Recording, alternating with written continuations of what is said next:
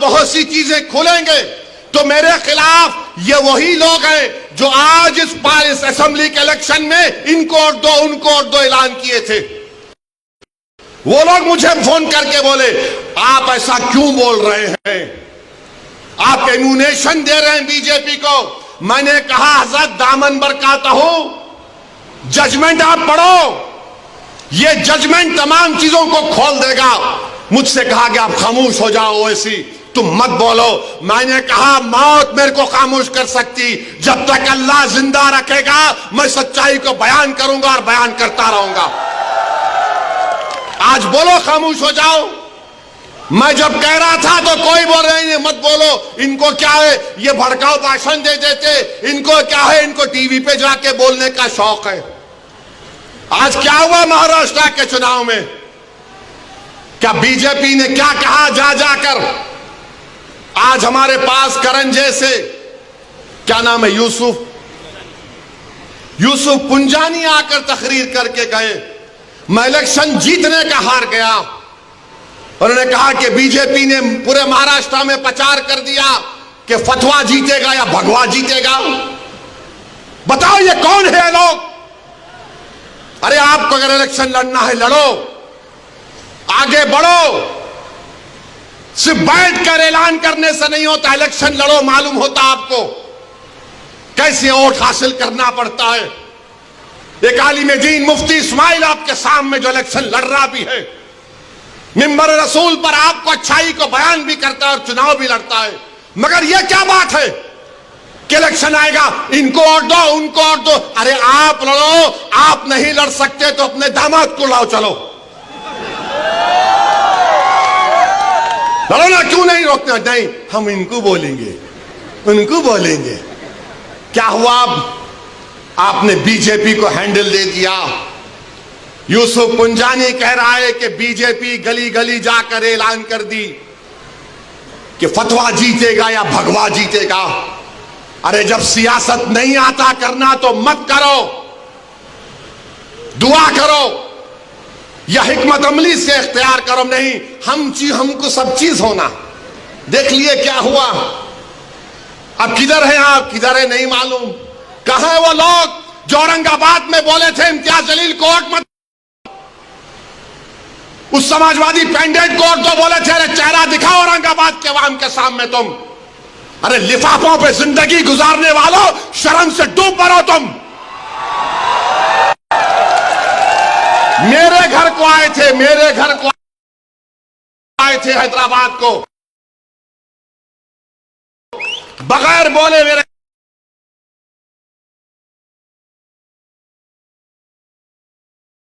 घर को आए। मैं वक्फ के बिल की मीटिंग में जा रहा था, पलट मेरा गार्ड फोन करा के साहब इतने लोग आए, मिला, घर पे आए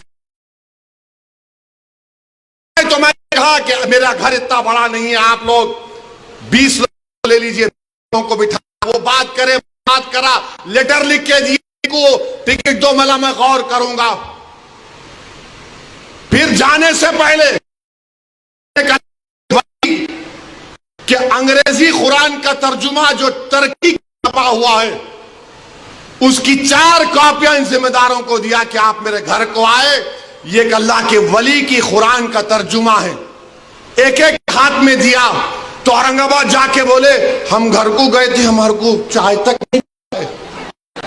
अरे आप पहले से बोल देते तो नान खलिया खिला देता मैं। मेरे को नहीं मालूम था कि तुम मेरे घर को खाना खाने आ रहे। कुरान करीम दिया ना हाथ में, अल्लाह का कलाम तुम्हारे हाथ में दिया, तुमको उसका भी लिहाज नहीं है और तुम दावा करते हो कौम का। बहुत बोल सकता हूं, याद रखो मेरी जबान को लगाम नहीं है, तुम्हारा घर से निकलना महाल कर दूंगा मैं यहां पे।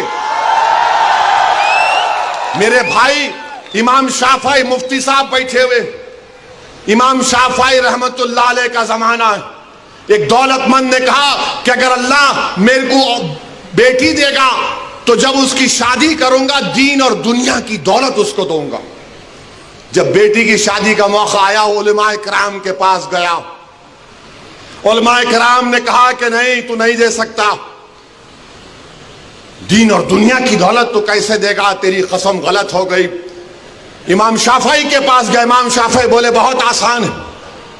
इमाम शाफई रहमतुल्लाह अलैह ने कहा तेरी बेटी की शादी कब है? उसने कहा फुला दिन है। बोले मैं आ रहा हूं, चला जा। इमाम शाफई पहुंचे। इमाम शाफई रहमतुल्लाह अलैह ने कहा कि आसान है। वो बोला कि हज़रत शादी तो हो गई, क्या है बताओ। बोले कुरान अपनी बेटी को दे दे, दीन और दुनिया की दौलत उसको दे चुका है।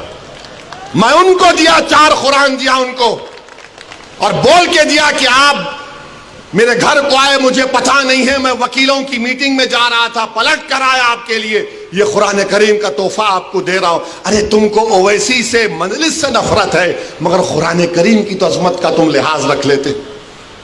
मैं ये बात इलेक्शन में बोल सकता था, मगर खामोश बैठे रहा। मगर आज मजबूरन बोलना पड़ रहा है।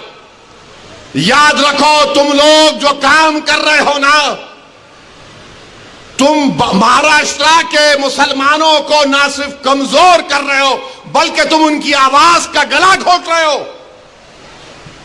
अरे तुम इलेक्शन लड़ो, हम तुम्हारी तायीद करने को तैयार हैं। कब तक तुम ये सियासत करोगे कि उन्हें बोल दिया, इन्हें बोल दिया? जिसको तायीद किए औरंगाबाद में, वो खाली 5000 वोट लिया, 5000 वोट लिया। नासिर के खिलाफ कितने वोट लिया उन्हें? 10,000 वोट लिया। और नासिर हारे 8,000 वोट से। जो जिसकी तायीद का ऐलान किया वो 5,000, इम्तियाज जलील हारे 1100 वोट से। धूलिया से फारूक शाह के खिलाफ आपने ऐलान किया, वो 10,000 पे निपट गया। फारूक शाह 70,000 वोट लिए, सिर्फ 1700 वोट लिया वो जालिम, सिर्फ 1700 वोट लिया। फारूक शाह 70,000 वोट लिया। अतीक को आपने तायीद नहीं की, किसी और को बोल दिया। अरे क्या कर रहे हो तुम लोग? मत करो। तुम्हारा एहतराम और तुम्हारी अजमत हम करते हैं, मगर आप जो काम कर रहे हैं वो मुसलमानों के हक में नहीं कर रहे हैं। आपने हैंडल दे दिया बीजेपी को, बीजेपी ने पूरा प्रचार कर दिया, और क्या नतीजा निकला जा आप देखो।